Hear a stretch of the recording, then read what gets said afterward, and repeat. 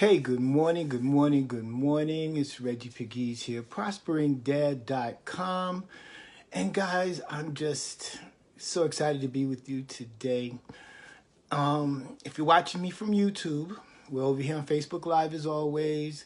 And just indulge me as I acknowledge people as they come on. And as you come on, just type in the comments and let me know where you are viewing me from. As you can see in today's title, we're going to talk about who's writing your story. Who's writing your story? And the question I want you to think about today is, what role are you playing?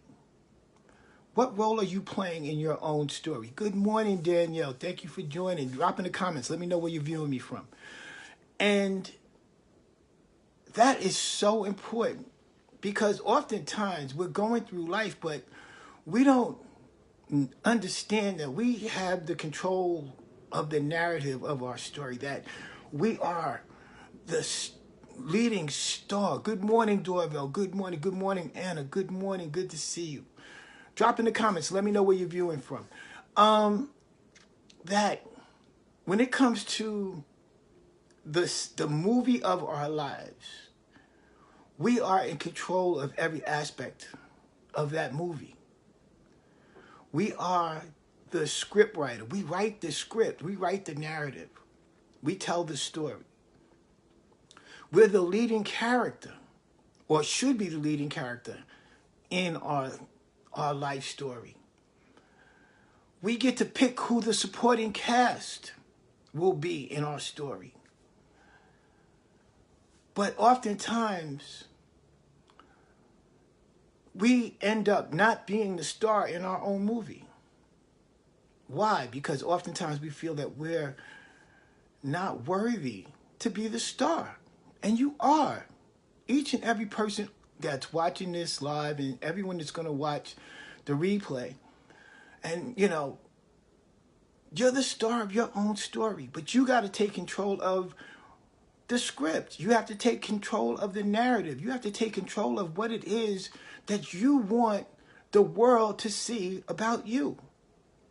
So I got 3 points, as always, that I want to share with you guys. And, point number one, we kind of touched on it already. Point number one is that we all have a story. You have a story to tell. There are people that are out there waiting to hear from you. There are people that are out there that need to connect with you. There are people out there, as we've discussed before, that are part of your personal assignment. There are people that are assigned to you, but they're waiting to hear your story. They're waiting for you to do your preview. You know how every movie has a preview. They want to see your preview and they want to connect to your story because they've been waiting for it. Your story may be something that's going to inspire someone. Your story may be something that's going to encourage someone. I was on a meeting with someone. I'm not going to tell their names because they're on this live, but they shared a story with me yesterday that was it was just so touching and moving. And I shared with her, I said, listen, you got to tell your story. You got to tell your story because people need to hear that. There are people that have gone through your experience that think that they're out there and they're the only one. That this has never had to do with anybody else but them. So we got to tell our story. We have to tell our story. We have to share. Don't be selfish. Somebody is waiting for you. Somebody's waiting to hear from you. Somebody needs to hear your message. Drop, in the comments. Type, I get it. Type, I get it in the comments. Type, I get it in the comments, okay? So point number one, we all have a story. We all have a story. Point number two, you really need to ask yourself this question. In your own movie, in your own story, are you the star or are you an extra? Are you out front or are you playing the background in your own story? See, when we allow somebody else to control our story, then we're subjected to what they think. We're subjective to their perception. I had a conversation with another person that I'm working with right now, and I shared with him that this morning. I said, well, you know, when we give over the power of self to other people, they're only going to use us to their advantage. They're only going to use us to their benefit. And then we turn around and we say, hey, you know, I don't like this. I don't like this. I'm not happy with this. But you don't want to take responsibility for the fact that you have given over power, your power, to someone else. And then you let them be the director of your story. You let them be the producer of your story. And then when the film comes out, when your story comes out, when your book comes out, you're displeased with the outcome. But you forgot, you gave over your creative license to someone else. You gave over the narrative to someone else. You gave over the direction to someone else. So are you the star or an extra in your own story? And point number 3, if you don't like it,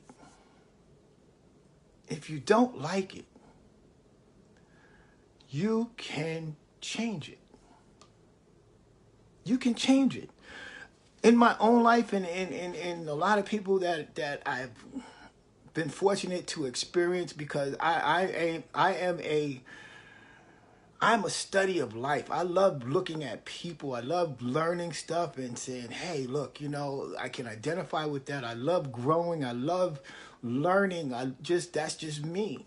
You know, that's me. I've always been that way ever since I was young. But here's the thing. There's so many people that are walking around not thinking that they have the ability to change their story. They just are conditioned to work the program. They just, you know, I get up to go to work, to earn a few dollars so I can pay bills. And then somewhere the disconnect is that they believe that that's all life is about. That's all that life is meant to amount to. I want to let you guys know, like, even if you've never realized this before, hopefully this will wake you up, you know. And I want you guys to share this live on your wall, because somebody needs this message today. I want you to understand that poverty is a learned behavior. Yep. Poverty is a learned behavior. If you are experiencing, good morning, Stephen, good morning, so good to see you. If you're experiencing lack in your life right now, I want you first to understand that it's not your fault. And what I'm about to say may be counterintuitive to some people, because first of all, you got to be able to position yourself to at least accept the reality or the possibility that it might be true. Okay? So I just want to preface this with that. It's a learned behavior. I'll use me as an example. Okay? Both of my parents came from the rural South. My father was born in the early 20s. And, my mother was close in that age. They met each other. They weren't that far removed as far as their grandparents from slavery. Okay? Just to paint the background. So they came up understanding how to work hard. But their understanding, they had little to no understanding of how to create wealth at all. They were taught, because they came through the agricultural period in society, then the industrial period of society, that you were to work hard. Now, they didn't even have an education. They didn't have education. My father left school, like, I think in the 3rd grade. I think my mother graduated high school. But they didn't have what we have today. So make a long story short, fast forward. They understood one thing. Work hard, get paid, take care of your family. Good morning, Robbie. Good morning. Good morning. Good to see you. So that was their reality. So when other ideas started to intervene, when they came through the agricultural age, like my father, they lived through the Depression, the actual Depression. And when they saw the industrial age, where people started moving from the farms into the inner cities and then started working in factories, you know, my father and mother were fortunate enough to really see some significant periods, significant changes in American history. So when we came along, and now we're talking about, you know, I was born in the 60s, and there's a whole lot of different things going on. It was, you know, Black Power. There was a lot. They really couldn't grasp the concept that people actually wanted more than just a job. They figured that they would work for a job. They were promised that if they worked for a job, they would receive a pension, and then they would retire. But as the paradigm shifted, as the narrative shifted, so did the story shift. So when we came along, it was hard for them to understand that we wanted more. There was more opportunity available. There was more things for us to do. So out of their love for us, they wanted us to be cautious. They wanted us to just say, listen, go to school, get a good job, work for 40 years for somebody else. But when we did not, my brothers and sisters and I did not promote that ideology, it was difficult for my parents to understand. So you say, what do I mean by this? Hey, Tony Wood, so good to see you. The point is that you have to write your own story based upon where you find yourself today. A lot of people don't and cannot accept change. But that's the one thing that's inevitable, that and death. Change and death are inevitable. You cannot avoid it. You can't stop it. There's nothing that you can do about it. But the awesome thing is, in your story, whatever your story may be, you get to change that. You get to change that. You get to become whoever you want to be. You get to be as grandiose as you want to be. You can be whatever your imagination can create. So, again, who's writing your story? Who's writing your story? We all have one. We all have a story, and we have a story to tell, and the world is waiting to hear from you. Are you the star, or are you an extra in your own story? And most importantly, if you don't like your story, you get to change it. You have that power. You have that ability. You're not a victim. You're a victor. Guys, I tell you each and every day on this broadcast that you are worthy. You're worthy of the life that you desire. You're worthy of the outcomes that you want. And you're worthy to create the life that you want to live. Write your own story. Start today. If you haven't, start today. Start today. Write your own story. Create your own vision. Live it out. Pass it on, because somebody's waiting to hear from you. Okay? So, guys, go over to my YouTube channel, Hollis, Hollis 205, and like this video today. Like whatever video that you watch on my channel. If you're not a subscriber, make sure that you hit the subscribe button.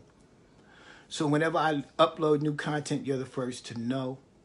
Hit the notification button here so you know when I come on, particularly with our You Are Worthy broadcast, Mondays, Wednesdays, and Fridays, 10 a.m. Eastern. Like and share this video on your wall. Somebody needs this message today. Somebody that you know needs this message today. Connect them to this broadcast by liking and sharing this video, this live, on your wall. Hey, Tony, I miss you a lot, man. I really do. We had some fun days growing up, man. So, on that note, guys, I want you guys to know that you're worthy. You're worthy. You are so worthy. You are so much more than you can ever imagine. But you got to take responsibility, step up to the plate, own it, and write your own story. Hey, Chosen, you're going to have to watch the replay. If you're watching the replay, just type replay in the comments so I know that you're watching, right? You get to write your own story. Take advantage of that, okay? Guys, I love you. I appreciate you. I thank you for your time. And I will talk to you again on Friday.